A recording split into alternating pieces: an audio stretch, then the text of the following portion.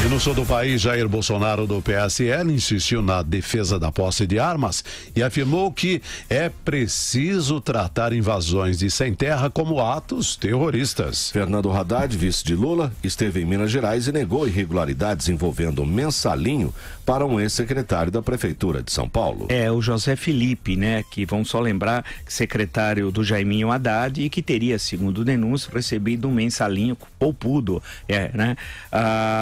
para corrupção e financiar o Caixa 2 do senhor Jaiminho Haddad, sua campanha, segundo as acusações. Vamos ver agora, ele vai se defender na justiça, né?